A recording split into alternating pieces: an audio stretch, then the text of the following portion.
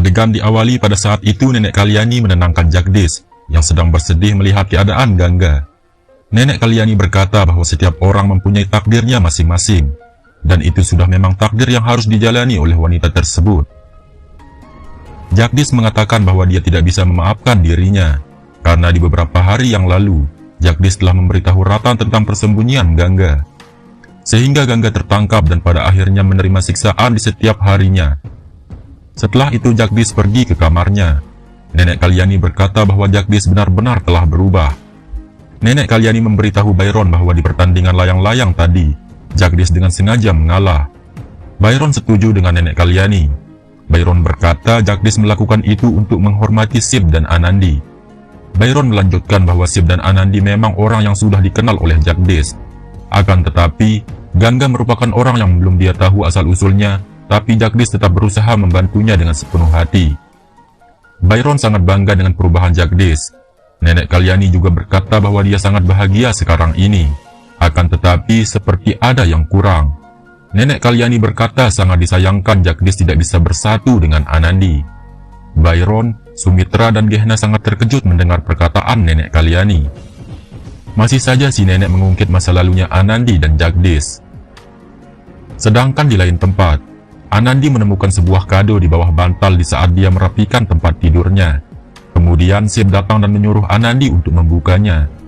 Anandi menemukan 2 buah gelang emas yang diberikan Shiv kepadanya. Anandi terlihat menyukai hadiah tersebut. Sebelum Anandi berterima kasih kepada Shiv, Shiv menyuruh Anandi memakai gelang tersebut. Shiv sangat memuji Anandi yang sangat cocok memakai gelang tersebut. Setelah itu, Shiv akan tidur dan menarik selimutnya.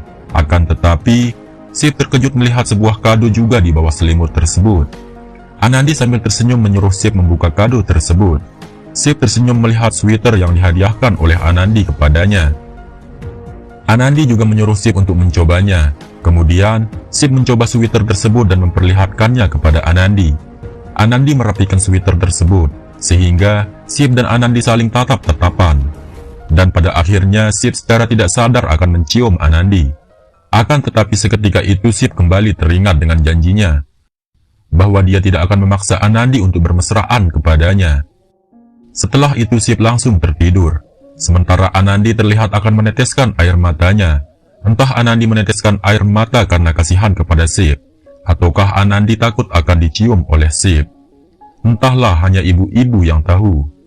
Di sisi lain, Jagdish sedang rebahan sambil mengingat kejadian pahit yang menimpa Gangga, di mana pada saat itu Gangga dengan keadaan babak belur menginginkan anaknya dikembalikan. Kemudian Jagdish segera menelpon Lalsing. Jagdish menanyakan keadaan Gangga. Lalsing berkata bahwa dia akan berusaha untuk kesembuhan Gangga. Lalsing menyuruh Jagdish untuk datang ke rumah sakit besok pagi. Kemudian Jagdish melihat begitu banyak riwayat panggilan tak terjawab di HP-nya. Jagdish kemudian menelpon nomor tersebut. Sedangkan di rumah Ratan, anaknya Gangga terus menangis. Melihat itu Padma marah-marah dan tidak bisa menenangkan bayi tersebut. Setelah itu HP Ratan berdering. Jagdish bertanya siapa yang telah menelponnya kemarin. Ratan dengan marah-marah tidak menjawab pertanyaan Jagdish dan kemudian menutup teleponnya. Jagdish mengingat suara tersebut adalah suara suaminya Gangga. Jagdish berpikir bahwa Gangga telah menelpon Jagdish sebelum dia kabur dari rumah Ratan. Lagi-lagi Jagdish merasa bersalah karena tidak mengangkat teleponan Gangga pada saat itu. Sementara di rumah sakit, Gangga terbangun dan mencari anaknya. Gangga mengingat bahwa anaknya telah diambil oleh Ratan. Gangga dengan kondisi lemah keluar ruangan dan memanggil anaknya. Di saat itu Jagdish datang ke rumah sakit dan melihat Gangga.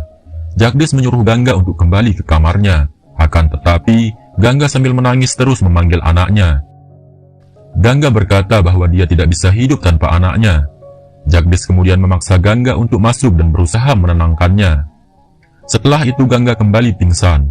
Di saat itu datang seorang perawat sambil meminta maaf. Jagdish memarahi perawat tersebut karena dia telah pergi di saat dia bertugas. Setelah itu Jagdish mengusir perawat tersebut. Perawat tersebut melihat ke arah Gangga, dan dia tersadar bahwa itu adalah istrinya Ratan. Sedangkan di rumah, Anandi sedang termenung sendirian. Anandi berpikir bahwa Shiv sangat menginginkan kemesraan dengannya. Anandi berkata bahwa Shiv sangat mencintainya. Shiv berusaha melakukan apapun demi membuat Anandi bahagia. Akan tetapi, kenapa Anandi selalu takut melakukan hal itu dengan Shiv? Anandi juga terlihat bingung, kenapa dia seperti ini. Anandi sambil meneteskan air mata berkata, bahwa dia juga merasa tersakiti dengan semua ini. Setelah itu muncul pikirannya Anandi yang mengatakan, bahwa Shiv adalah suaminya Anandi, dan udah selayaknya dia mendapatkan kemesraan dari Anandi. Pikiran Anandi juga berkata, bahwa Shiv sudah terlalu dalam menahan rasa sakit ini. Akan tetapi, dia tetap tersenyum demi kebahagiaannya Anandi. Anandi terus terdiam sambil meneteskan air matanya. Tiba-tiba pada saat itu Shiv datang dan mengusap air matanya Anandi. Shiv menanyakan kenapa Anandi bersedih. Shiv juga meminta maaf kepada Anandi kalau Shiv sudah menyakiti perasaannya Anandi. Anandi sambil menangis berkata, bahwa kamu sedikit pun tidak pernah menyakitiku Shiv. Kamu tidak mempunyai salah apapun kepadaku. Anandi kemudian meminta maaf kepada Shiv. Kemudian Anandi memeluk Shiv. Anandi berkata bahwa dia sangat menyesal. Shiv kemudian memeluk Anandi supaya dia merasa lebih tenang. Di rumah sakit, Ramkisan yang merupakan seorang perawat menelpon Ratan. Dia memberitahu Ratan bahwa Gangga sedang berada di rumah sakit Jahitsar. Ratan berkata, jika kamu ingin memilikinya, silahkan kamu ambil saja, dan tidak usah meminta izin kepadaku. Akan tetapi Ramkisan berkata bahwa dia mempunyai info penting. Ramkisan memberitahu Ratan bahwa Jagdish yang membawa Gangga ke sini, dan telah melaporkan Ratan ke kantor polisi. Kemudian Ratan menyuruh Ramkisan untuk membunuh Gangga. Ramkisan seperti tidak sanggup melakukan hal itu.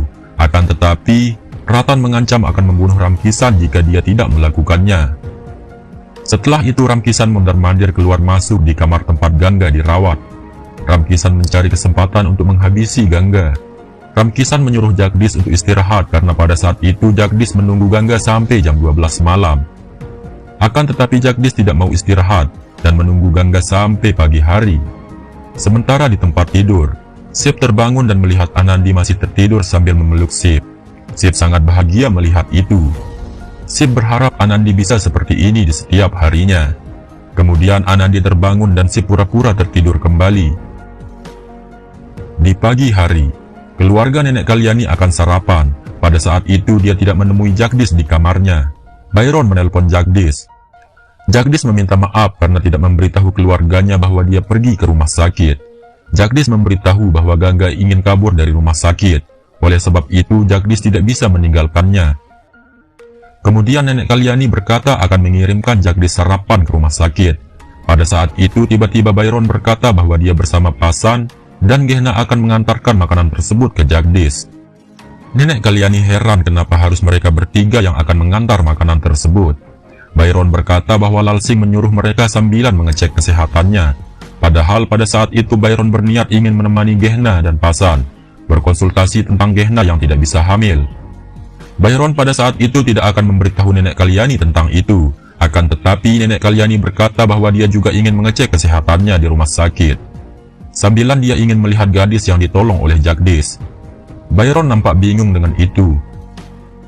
Sementara di rumah Shiv, Sanchi berbicara pada Anandi bahwa Anandi telah melihat Shiv begitu jago dalam bermain layangan. Setelah itu datang Bibi Minu sambil tersenyum. Bibi Minu berkata bahwa salah satu kerabatnya ingin mengetahui tentang perkembangan Shiv dan Anandi. Apakah sudah mulai ada tanda-tanda tentang kehamilannya? Mendengar itu, Anandi langsung terlihat tegang. Kemudian Anandi mengalihkan pembicaraan dengan membicarakan layangan kembali dengan Sanchi.